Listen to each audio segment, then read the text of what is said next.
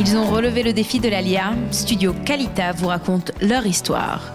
Alia Story, c'est vous, c'est nous.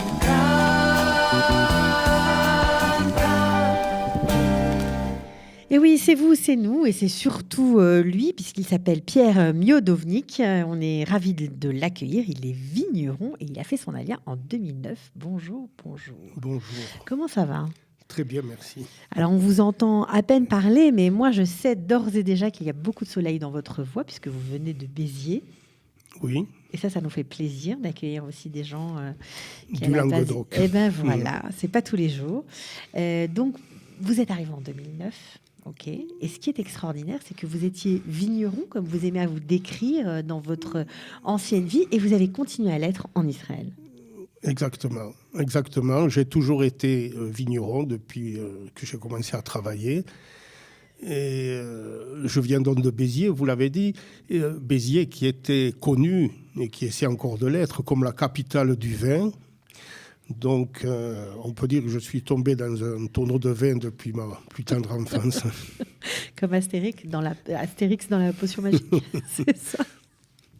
Ok, alors vous êtes pourtant issu d'une famille qui n'était pas du tout dans le sérail, puisqu'ils étaient dans le prêt-à-porter. Tout à fait, oui. Alors comment on passe du prêt-à-porter au vin ? Comme je viens de le dire, j'ai été élevé, depuis que je suis né, j'ai été élevé donc, à Béziers. J'avais beaucoup d'amis au lycée, à l'école, au lycée, qui étaient des fils de vignerons.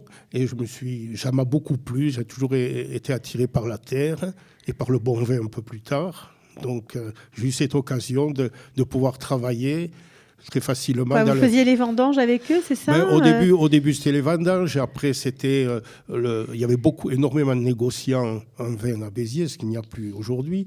Donc, j'ai trouvé un travail chez un négociant. C'était dans les années 1982 déjà. Et il s'est trouvé que c'est à ce moment-là j'ai commencé un long chemin de tchouva, qui n'est jamais fini. Et alors j'ai dit pourquoi ne pas faire... Vous aviez quel âge ? J'avais dans mes années 25, 26 ans. Oui. Okay. Alors, vous commencez à mettre le pied à l'étrier avec vos copains. Et puis, comme vous faites chouva, vous avez envie de faire du vin cachère, puisqu'à l'époque, le vin cachère, ce n'était pas tout à fait ça. Il y en avait très peu. On ne peut pas dire qu'ils étaient de très bonne qualité. Heureusement qu'ils étaient là, sinon il n'y en aurait pas eu. Et je voyais que ne serait-ce que dans notre région, le Languedoc, il y avait des vins de très belle qualité. Alors j'ai dit je suis sûr que la clientèle juive voudra boire de meilleurs vins. Alors j'ai commencé à faire quelques produits locaux. C'était quand même novateur à l'époque. Comment vous avez été accueillis par ces négociants en vin qui n'étaient pas tellement habitués à ça, qui avaient peut-être des préjugés sur le cachère ? Tout à fait. D'ailleurs, c'est assez extraordinaire de voir les façons dont nous travaillions à l'époque pour faire des vins cachers et ce qui se fait aujourd'hui, qui est totalement différent. C'était vraiment une aventure. Pourquoi c'est quoi la différence ? C'est beaucoup plus technique aujourd'hui, c'est beaucoup plus technique. Il y a du personnel, des majigirim beaucoup plus formés. Le matériel est beaucoup plus performant. À l'époque, c'était vraiment... Il y a des téléphones, il y a tout ce qu'on veut. À l'époque, c'était vraiment l'aventure. Et il s'est trouvé que j'ai eu quelques amis qui ont dit pourquoi pas, faisons cela. Ils vous ont fait confiance. Voilà. Ils se sont dit, on peut toujours essayer. Bien sûr. Ça dénote quand même une certaine ouverture d'esprit. Oui, c'était une vraie ouverture d'esprit, mais il ne faut jamais oublier qu'il y a aussi un côté économique dans ces productions. Sûr, évidemment. Donc, vous commencez... par quel vin au début ? C'était quoi ? Il y a une appellation qui s'appelle le Minervois, qui est avec les Corbières, une des deux belles appellations du Languedoc. Et j'avais commencé avec un vin qui s'appelait le Château de Parazat, un Minervois. Et il s'est trouvé d'ailleurs que la première année où nous l'avons fait, nous avons reçu une médaille très prisée à l'époque en France, et ça nous a de suite lancé dans la gamme de qualité. C'est sûr. Bon, après, je crois que vous faites, suite à ça, une belle rencontre. C'est celle du baron Edmond de Rothschild. Et là, vous passez dans une autre dimension. Alors ça, c'est en 1986. J'ai eu l'occasion de rencontrer le baron Edmond de Rothschild, qui voulait lui-même, dans un de ses châteaux à Bordeaux, Château Clark, faire une production cachère. Et nous l'avons faite. Et là, c'était vraiment le premier grand vin cachère produit. Les hauts médocs des barons Edmond et Benjamin Rothschild, qui existent encore, et qui se fait chaque année. Et ça a été vraiment une révolution dans le vin cachère, parce que là, c'était déjà des vins assez chers et de très bonne qualité. Et nous n'étions pas sûrs que la clientèle suivrait ça, et pas du tout, au contraire. Ils ont tous suivi. Voilà. Alors, c'est important pour Edmond de Rothschild, à ce point, d'avoir sa propre production de vin cachère? Oui, il voulait revenir, parce que le baron Edmond de Rothschild était le petit-fils du baron Edmond de Rothschild, qui a tant fait pour le vignoble en Israël. Et il a toujours eu cette approche de vouloir revenir, de faire une production cachère dans ses propriétés à Bordeaux. Okay, et donc, ça a réussi grâce à vous. Bon, alors après, je crois que les portes justement des grands domaines bordelais se sont ouvertes pour vous, puisqu'il y a eu de grands crus cachers grâce à vous. Voilà, alors effectivement, petit à petit, les portes de grands châteaux, des grands crus classés se sont ouvertes. En 1993, on a produit Château Giscourt, qui est un cru classé, puis après Château Léoville-Poix-Ferré, Château Pontet-Canet. Et récemment encore, un grand château qui s'appelle Château Cantenac-Bronn. Bien sûr, il y a beaucoup d'autres entre-temps. Et aujourd'hui, le marché des vins cachers va du vin de table le plus simple aux vins, aux grands crus les plus performants. Combien ça vaut une bouteille de Cantenac-Bronn, par exemple? Le château Cantenac-Bronn 2015, qui arrive aujourd'hui sur le marché, va être une bouteille autour de 160 €, 170 €. Ouais, c'est quand même une certaine somme. Exact, oui. Ouais. Ok, alors, tout ça c'est très bien. La France formidable, votre activité professionnelle magnifique. Pourquoi Israël? Et depuis quand Israël vous trotte dans la tête? Alors, il se trouve qu'avant toute chose, j'avais été volontaire dans un kibbutz en Galilée. Donc, vous étiez jeune, là, beaucoup plus jeune. Exactement. Et lorsque j'en suis parti pour venir en France, je me suis toujours dit, si je reviens en Israël, et j'y reviendrai, c'est en Galilée que je veux être. Et il s'est trouvé qu'en 2004... des amis que j'ai dans le village de Mitzpe-Netofa, où j'habite aujourd'hui, m'ont proposé... Alors, Mitzpe-Netofa, pour ceux qui ne connaissent pas, c'est dans le nord du pays, près de Tzfat. Voilà, plus près de voilà, exactement, voilà. C'est pas tout à fait Tzfat, c'est ce qu'on appelle la basse Galilée. Okay. Voilà. Et ils m'ont proposé de créer avec eux un vignoble. Et très belle idée, très beau rêve. Et donc ça, c'était en 2004. En 2005-2006, on a choisi des terrains, on a planté des vignes. Et 2009, première vendange. Et alors, j'ai pris toute la famille et nous sommes venus habiter en Israël pour s'occuper. C'est ça qui est incroyable. Ça a pris des années, quoi, entre le moment où vous disiez un jour peut-être que je viendrai m'installer en Israël, en Galilée, et le moment où vous êtes vraiment venu. C'est quoi? C'est votre activité professionnelle? C'était pas envisageable? Vous savez, dans la vie, tout dépend d'Akadosh Baruch Hu. Donc, je pense qu'il avait décidé que c'était le moment pour partir. Voilà, donc c'est ce qu'on a fait.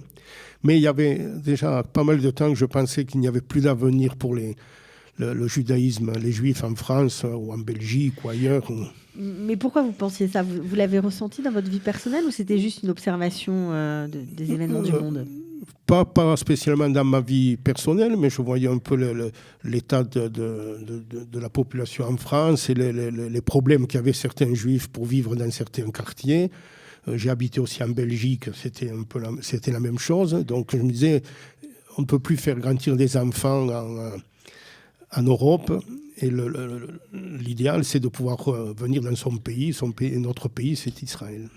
Alors, comment on fait lorsqu'on est un professionnel du vin en France pour redevenir un professionnel du vin en Israël? C'est facile, c'est pareil? On a les mêmes... Oui, tout à fait, parce que la culture de la vigne et le fait de faire du vin et partout ne change pas. Donc, ce qu'on a voulu faire, nous, dans notre cave de Netofa, c'est reproduire des vins dans un style plus européen que ne le sont les vins israéliens habituellement. D'ailleurs, nous sommes connus par nos vins de Nettofa pour être dans ce style de vin, très style Europe, ce qui s'appelle dans le monde du vin le vieux monde. À tel point d'ailleurs qu'au début, dans les années 2010-2011, on pensait qu'on était importateur et pas producteur de vin. Quand on goûtait votre vin, on avait l'impression qu'il venait d'ailleurs. Exactement, pas des vins peut-être de Provence, d'Espagne, voilà. Et, mais sinon, il n'y a pas du tout de différence de culture entre les vins qu'on peut faire en France ou en Israël. Alors, vous êtes vigneron, comme vous vous appelez, vous aimez à vous définir. Parfois, il y a une petite confusion. C'est quoi vraiment un vigneron pour vous ? Alors, en langue française, le vigneron, c'est celui qui fait le vin. Celui qui le cultive, c'est le viticulteur. Mais aujourd'hui, le mot vigneron englobe un peu tout ça. Alors, on dit winemaker, puisqu'il faut parler en franglais. Voilà. Mais le vigneron, c'est le winemaker. Alors, pour faire du vin en Israël, bien sûr, il faut des terres. Comment on fait lorsqu'on vient de France, qu'on ne connaît pas vraiment comment ça marche ici, pour acquérir des terrains, d'autant qu'on sait qu'on ne peut pas acheter vraiment la terre? Alors oui, parce que c'est aussi une particularité de la cave de Nettofa. Nous possédons notre propre vignoble. Nous n'achetons pas de raisins, comme font beaucoup de caves en Israël, qui font leur vin dans leur propre cave, mais en achetant des raisins. Nous avons planté des vignes et nous cultivons, nous avons une équipe de culture, nos propres raisins. Effectivement, on ne peut pas acheter de terres agricoles. Alors généralement, on fait une association, un bail longue durée avec comme un kibbutz, par exemple. Chez nous, c'est un kibbutz. Tout à fait. Et donc, après ça, vous pouvez commencer à cultiver. Voilà. Alors, vous avez fait. Tout à fait. On a planté des cépages qui nous paraissaient correspondre au terroir. Et puis après, on reçoit le raisin, je fais le vin. Et vous n'avez pas hésité une seconde à faire venir votre famille en 2009 avec vous vous êtes dit, tout le monde va s'y perdre, parce que quand même, le Nord, c'est pas évident. La Galilée, hein ? Tout à fait, mais lorsque j'ai proposé ça à mon retour d'un voyage, au contraire... À votre famille ? Voilà, tout le monde a dit, oui, on y part, on part. Mieux qu'une grande ville, mieux que Tel Aviv, mieux que Jérusalem. Ça c'est déjà autre chose. Les enfants préfèrent évidemment la grande ville. Mais vous, non, vous préférez. Mais moi, j'aime la campagne, je suis quelqu'un de la campagne. Vous avez eu des aides d'Israël pour vous installer en Galilée ? J'ai bénéficié d'un programme pour pouvoir acheter des terrains, pour bâtir une maison, qui aidait les Olim à venir s'établir dans le nord d'Israël. Parce qu'on ne veut pas que tous les Juifs et les Juifs français viennent s'établir à Jérusalem. Dans les mêmes villes, bien sûr. Non, puis c'est magnifique, la Galilée. Il faut peupler un peu le nord, et c'est ce qu'on a fait. Donc on a eu effectivement des avantages fiscaux très importants pour pouvoir s'établir. Et pour acheter une maison, et construire une maison sur un terrain, etc. C'est sans regret ? Sans regret. D'ailleurs, je conseille à chacun qui veut faire son alia de ne pas effectivement se fixer un peu sur les grandes villes et de voir qu'Israël, tant le sud que le nord, a beaucoup d'autres possibilités. Est-ce que vous avez apprécié poursuivre votre métier ? C'est une chance, parce que ce n'est pas toujours le cas lorsqu'on fait son alia. Est-ce que vous avez trouvé de grandes différences dans la conception des choses ou pas ? Oui, tout à fait, parce que faire du vin en Israël, je pense qu'il y a une autre dimension que de le faire ailleurs. Il y a cette dimension un peu spirituelle de la Terre Sainte qui fait que chaque verre de vin qu'on boit a quelque chose de plus que simplement une qualité, une bonne qualité. Il a un supplément d'âme et le fait de pouvoir produire du vin en sachant que les Juifs vont se régaler à table en accomplissant des mitzvot, c'est vraiment... Ça vous motive encore ? Bon, tout à fait, oui. Ouais, vous regrettez de ne pas être venu avant ? Ou pas ? On peut toujours regretter, mais c'est la vie, c'est comme ça. Oui. Vous avez d'autres projets pour Nettofa ? Nettofa, nous développons nos vignobles. Nous produisons de temps à autre un vin nouveau.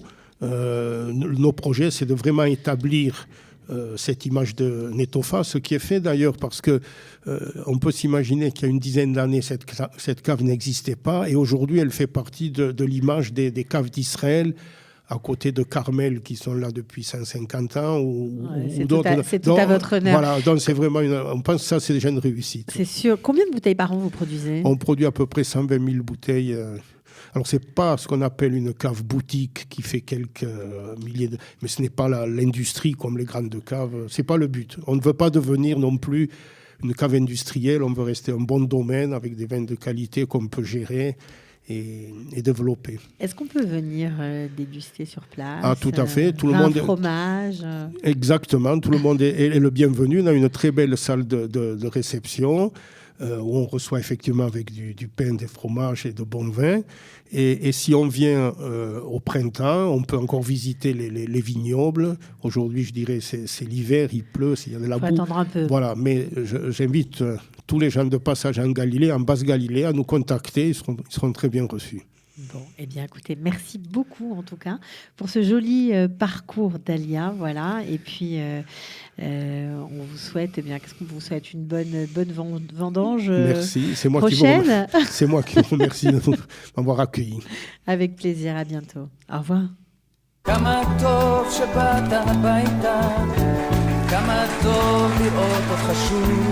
Ils ont relevé le défi de l'Alia. Studio Kalita vous raconte leur histoire. Alia Story, c'est vous, c'est nous.